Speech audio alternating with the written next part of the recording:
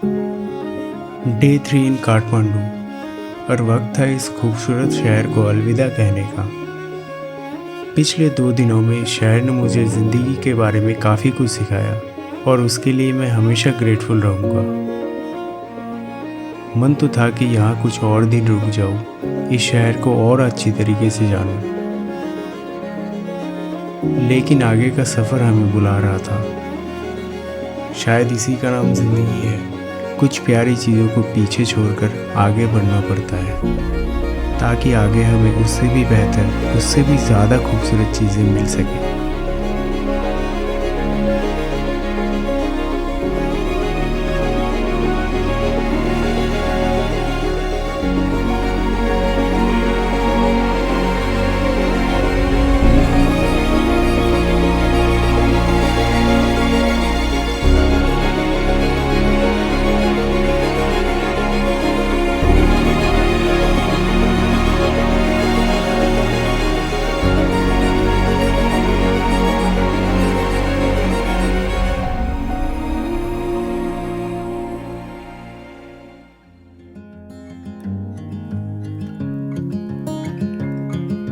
Hostel से checkout करके हम चल दिए नियरेस्ट टैक्सी स्टैंड की तरफ, जहाँ से हमारा पोखरा का सफ़र शुरू होने वाला था।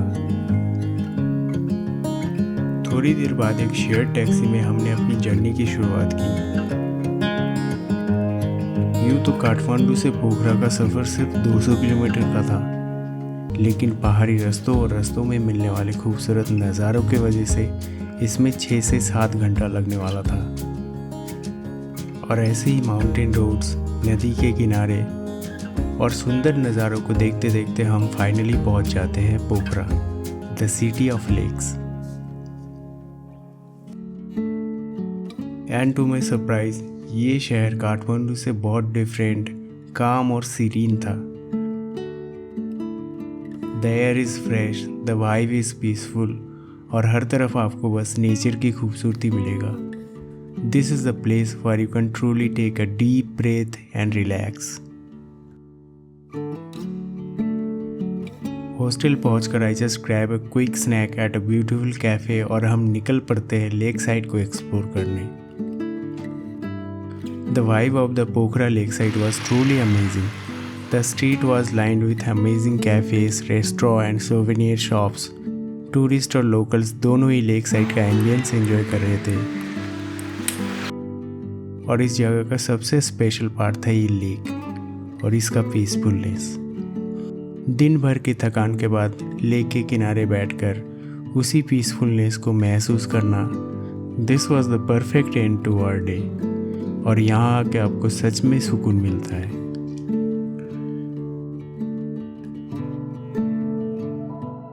नेक्स्ट डे हम एक स्कूटी रेंट करके निकल पड़ते हैं पोखरा के कुछ पॉपुलर प्लेसेस को एक्सप्लोर करने। हमारा फर्स्ट डेस्टिनेशन था वर्ल्ड पीस पगोड़ा, जिसे शांति स्तूपा के नाम से भी जाना जाता है।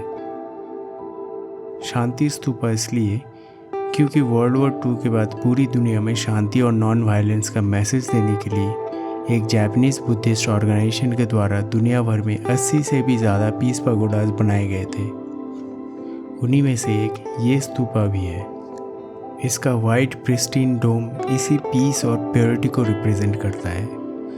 ये स्तूपा एक पहाड़ के टॉप पर बना हुआ है और इसीलिए यहाँ से पूरे पोखरा वैली का 360 डिग्री पैनोरामिक व्यू मिलता है। और यहाँ से फेवा लेक और उसके किनारे बसे पूरे शहर का एक बहुत ही मेस्मराइजिंग व्यू मिलता है, जो कि इस जगह के एम्बियंस को और बेहतरीन कर देता है। अगर आप चाहो तो यहाँ लेक से बोट करके भी आ सकते हैं या फिर बाई रोड कार या बाइक लेकर भी यहाँ पहुँच सकते हैं और टॉप तक पहुँचने के लिए बस थोड़ी देर हाइक करना पड़ता है।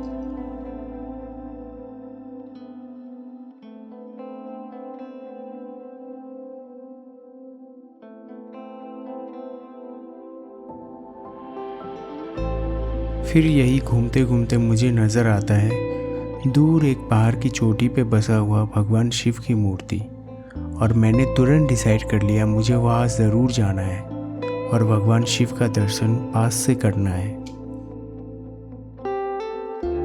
कुछ देर लोगों से पूछताछ करने पर पता चला कि उस मंदिर का नाम है पुमदिकोट शिवा टेम्पल, जो पुमदिकोट हिल के बिल्कुल टॉप पर बसा हुआ है और वहाँ जाने का रास्ता यहीं से गुजरता है।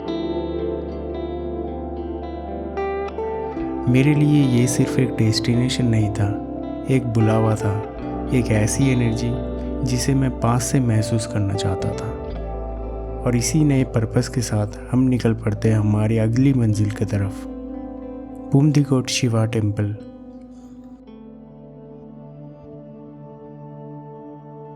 पुमदिकोट पोखरा के मेन सिटी से लगभग 10 से 11 किलोमीटर दूर एक पहाड़ की टॉप पर बसा हुआ है, जो कि 4900 फीट ऊंची है।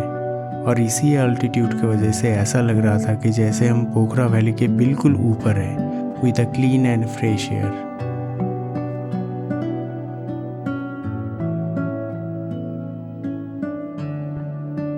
This place feels really magical. यहाँ से चारों तरफ सुंदर सुंदर पहाड़, पोखरा वैली के खूबसूरत नज़ारे और सबसे इम्पॉर्टेंट 108 फीट ऊंची लॉर्ड शिवा की ये मूर्ति इस जगह को एक अलग ही चार्म और स्पिरिचुअल एनर्जी से भर देता है। This was the most beautiful and majestic Lord Shiva temple I have ever seen and I consider my self very lucky and grateful for visiting this place.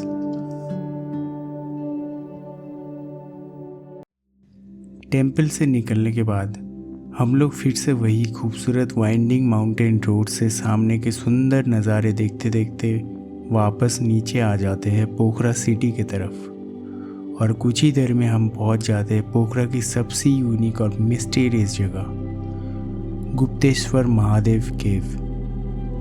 Gupteshwar नाम का लिटरल मीनिंग है hidden god. As the name suggests, इस 3000 metre stretched mysterious cave के अंदर है एक बड़ा सा शिवलिंग, जो कि काफ़ी सदियों पुरानी है।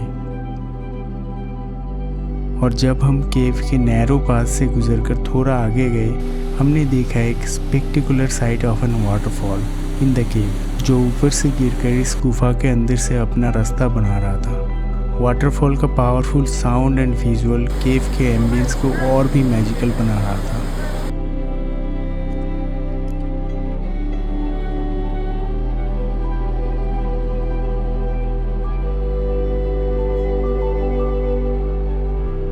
डे 3 इन पोखरा, और आज का दिन मेरे लिए बहुत स्पेशल था।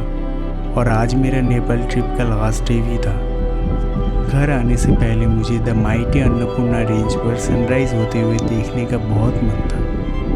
और मेरे नेपाल आने का मेन और सबसे इम्पोर्टेंट पर्पस भी यही था।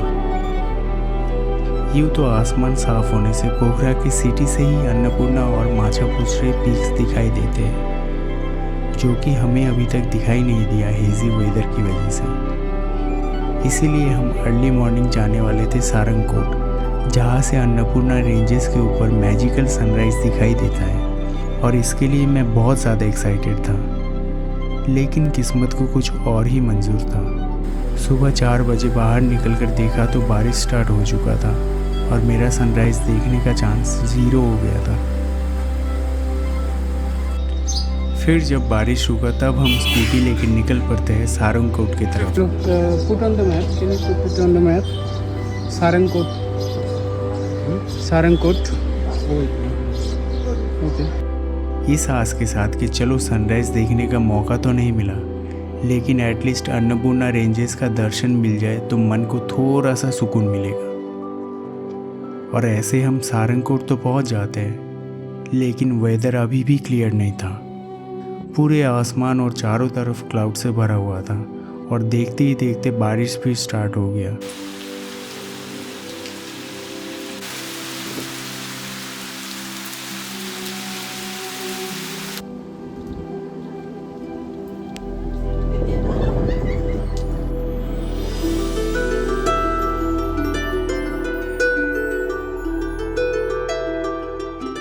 और फिर पूरे 4 घंटे वेट करने के बाद जब बारिश रुका और आसमान साफ हुआ तो हमारे सामने था द माइटी अन्नपूर्णा रेंज, जिसकी खूबसूरती इतना ज़्यादा मैजेस्टिक था कि शब्दों में बयान करना मुश्किल है।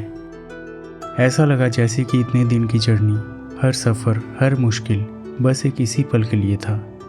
The view was a final reminder that life often rewards those who wait.